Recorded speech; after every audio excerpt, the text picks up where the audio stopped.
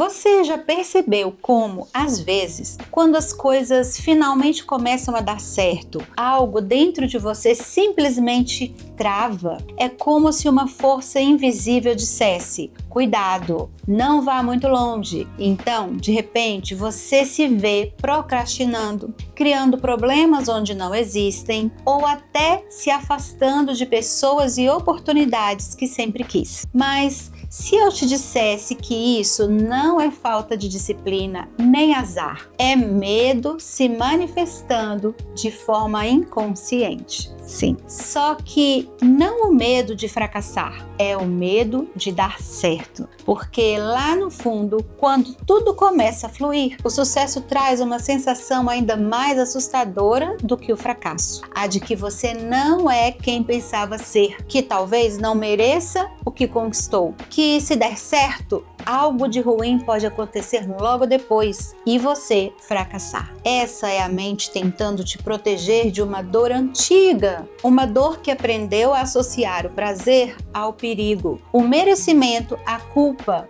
e o amor à perda. A autossabotagem é a forma que o inconsciente encontrou de manter você seguro, mesmo que isso signifique te manter preso. E é exatamente sobre isso que a gente vai falar hoje. Por que a sua própria mente te impede de ser feliz e o que você pode começar a fazer para quebrar esse ciclo. Mas antes de continuar, comenta aqui embaixo a palavra acordar, só para eu saber se você chegou até aqui e está pronto para se libertar desse padrão. A autossabotagem não acontece de um dia para o outro. Ela é construída lentamente, dentro de cada tentativa que deu errado, dentro de cada vez que alguém fez você acreditar que não era bom o suficiente. Desde pequenos, aprendemos a associar o sucesso a algo perigoso, talvez porque quando você se destacava, alguém se afastava. Quando era elogiado, logo em seguida vinha uma crítica. Quando recebia amor, vinha junto o medo de perdê-lo pela inconsistência ou porque alguém ia embora. E com o tempo,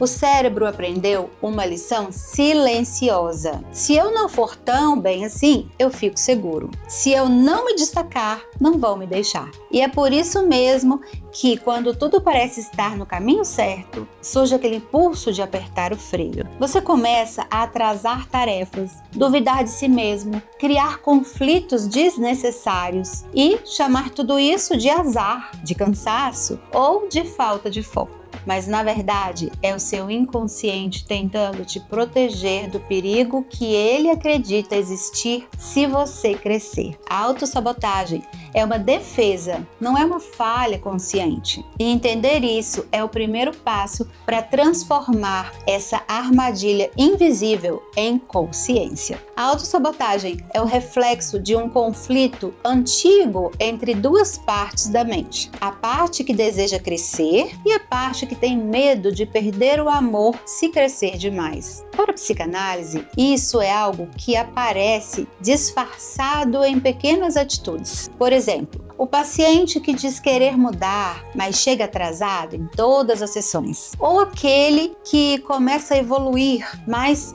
falta justo no dia em que tomaria uma decisão e poderia dar uma grande virada. É o inconsciente dizendo: melhor não mexer nisso. Ao longo do desenvolvimento e principalmente na infância, o sucesso, o amor ou o reconhecimento foram seguidos por dor, frustração ou ausência de forma traumática ou recorrente. Uma criança que tirou uma boa nota e ouviu não precisava se exibir tanto, ou que se destacou e sentiu o peso da inveja e da rejeição, ou ainda que tentou se aproximar e foi ferida ou abandonada por quem amava. Essas experiências, elas constroem o que nós chamamos de memória emocional inconsciente, que são experiências passadas, especialmente na infância, que foram reprimidas e não são entendidas conscientemente, mas que continuam a influenciar o indivíduo. A memória emocional inconsciente inconsciente é um registro silencioso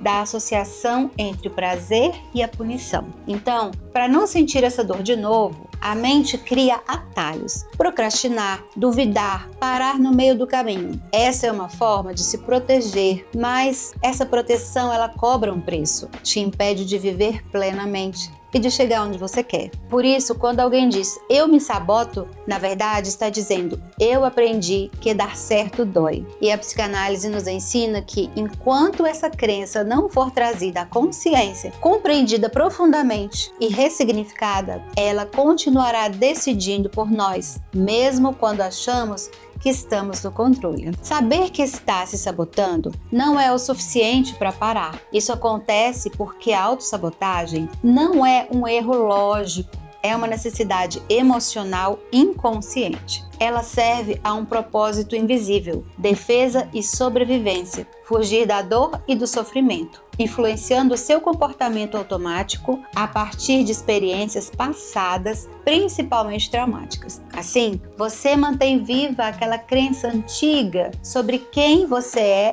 e o que você merece. O inconsciente não busca felicidade, ele quer te proteger do sofrimento. Então, ele busca estratégias para isso, nem sempre benéficas a longo prazo. Se em algum momento da sua história você vive experiências que te levaram a acreditar que não é digno de amor, que não merece sucesso, ou que sempre acaba sozinho, o inconsciente vai atuar nesse sentido, partindo dessa verdade construída lá atrás tantas vezes, mesmo que isso te machuque. É por isso que tantas pessoas repetem o mesmo tipo de relacionamento, o mesmo tipo de frustração, o mesmo tipo de fracasso, porque existe uma parte interna delas dizendo isso é familiar e o familiar é seguro. Enquanto o movimento for inconsciente, o final é sempre o mesmo. A pessoa repete a dor, não a transformação. Vive ciclos de padrões de comportamentos que vão se repetindo e não conseguem sair disso. Por isso, quando você está prestes a crescer, a se aproximar do que deseja, a mente acende o alerta. E se eu perder o que eu tenho? E se eu não der conta de sustentar o que eu vou conquistar? E se descobrirem que eu não sou tão bom assim? Essas perguntas sabotam a ação, mas na verdade elas revelam o medo de se afastar da própria história, de deixar para trás o eu que aprendeu a sobreviver na dor. Porque crescer muitas vezes é trair o antigo eu, é o incerto. E é aqui que o processo terapêutico se torna libertador. Quando a pessoa entende que não precisa mais seguir os mesmos padrões, que pode quebrar esses ciclos. A boa notícia é que a autossabotagem não é uma sentença, ela é um sinal. Ela é um pedido do inconsciente dizendo: olhe para mim, entenda por que eu ainda tenho medo. O primeiro passo não é lutar contra a autossabotagem, é escutá-la, é perguntar: o que eu estou tentando evitar sentir quando tudo começa a dar certo? Quando você muda a postura interna da crítica para a curiosidade, algo começa a se transformar. A mente, que antes travava, passa a te mostrar o que ainda precisa ser compreendido. E é nesse momento que o processo terapêutico se torna essencial, porque sozinho você só enxerga o que a sua mente permite ver. Na terapia, o que era confusão começa a ganhar nome, sentido. Aquilo que parecia medo do sucesso revela-se medo do abandono. O perfeccionismo mostra-se como tentativa de merecer amor. E o não consigo avançar vira: agora entendo por que parei tantas vezes. Quando você traz a luz da consciência, o ciclo perde força. A sabotagem deixa de ser inimiga e se torna um caminho de volta para si mesma. Se você sente que está sempre esbarrando no mesmo muro, mesmo sabendo o que quer, talvez seja a hora de olhar para isso de um novo lugar. É exatamente esse tipo de mergulho que eu faço das minhas sessões, tanto online quanto presenciais, onde ajudo você a entender a lógica invisível por trás do seu próprio padrão. Você não precisa lutar contra si mesmo, você precisa aprender a se escutar de verdade. Vivemos em uma cultura que glorifica o sucesso, mas não ensina ninguém a sustentá-lo. Somos treinados para correr atrás do dar certo, mas ninguém fala sobre o peso de se manter lá, sobre o medo de perder o que foi conquistado ou de não estar à altura do próprio crescimento. Não fomos ensinados a sustentar o amor, o sucesso, a paz, mas podemos aprender. E isso começa quando paramos de nos explicar e começamos a nos escutar. Comente aqui embaixo, eu me escuto, se essa parte do vídeo fez sentido para você. É a nossa forma de saber que você está acompanhando o processo até o fim. E principalmente que começou a se ouvir. A verdade é que ninguém nasce se sabotando. A gente aprende isso. Aprende a se encolher quando foi julgado por brilhar. Aprende a se calar quando foi ridicularizado por sentir. Aprende a desistir antes de tentar,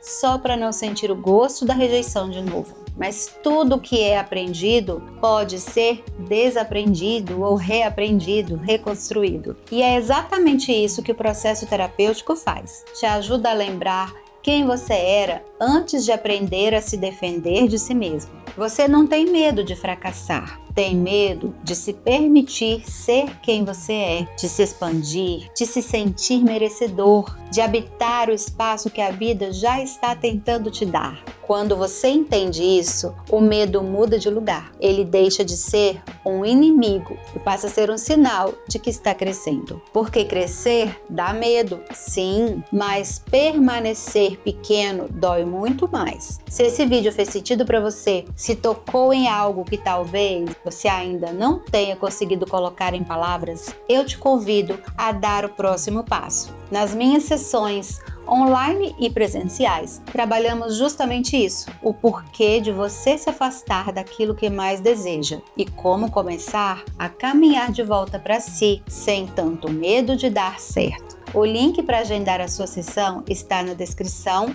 e, se você chegou até aqui, comenta, sem medo de mim, só para eu saber se você ficou até o final e que esse vídeo te tocou de verdade. A mente tenta te proteger do que ela acredita que é perigoso, mas às vezes o que ela chama de perigo é justamente o que te faria viver de verdade. Então, talvez o seu trabalho agora não seja lutar contra a autossabotagem, mas segurar a sua própria mão e atravessar com medo mesmo, porque a coragem não é ausência de medo, é caminhar mesmo temendo. E a cada passo, descobrir que a vida não queria te punir por dar certo. Ela só estava esperando que você acreditasse que podia. Te espero no próximo vídeo ou na nossa primeira sessão.